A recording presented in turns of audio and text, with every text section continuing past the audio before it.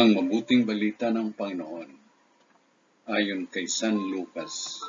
Papuri sa iyo, Panginoon. Noong panahong iyon, sinabi ni Jesus sa kanyang mga alagad, "Ipalagay natin na ang isa sa inyo'y nagpunta sa isang kaibigang isang hating gabi at nagsabi, 'Kaibigan, bigyan mo muna ako ng 3 tinapay. Dumating kasi ang isa kong kaibigang naglalakbay at wala akong maihain sa kanya.' At ganito naman ang sagot ng kanyang kaibigan sa loob ng bahay, 'Huwag mo nga akong gambalain.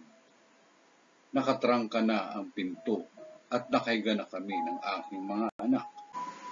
Hindi na ako makababangon pa upang bigyan kita ng iyong kailangan.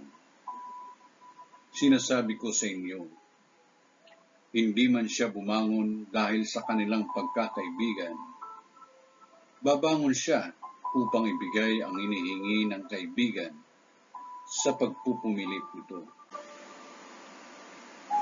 Kaya sinasabi ko sa inyo, humingi kayo at kayo'y bibigyan.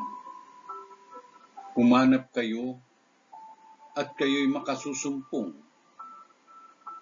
Kumatok kayo at ang pinto'y bubuksan para sa inyo. Sapagkat tumatanggap ang bawat humihingi, nakasusumpong ang bawat humahanap, at binubuksan ang pinto sa bawat kumakatok. Kayong mga ama, bibigyan ba ninyo ng ahas ang inyong anak kung humihingi ng isda?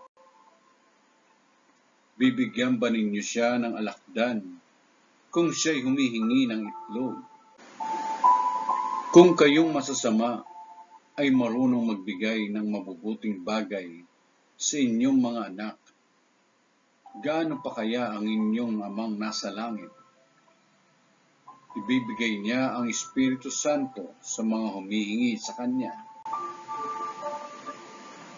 Ang mabuting balita ng Panginoon. Pinupuri ka namin, Panginoong Jesucristo.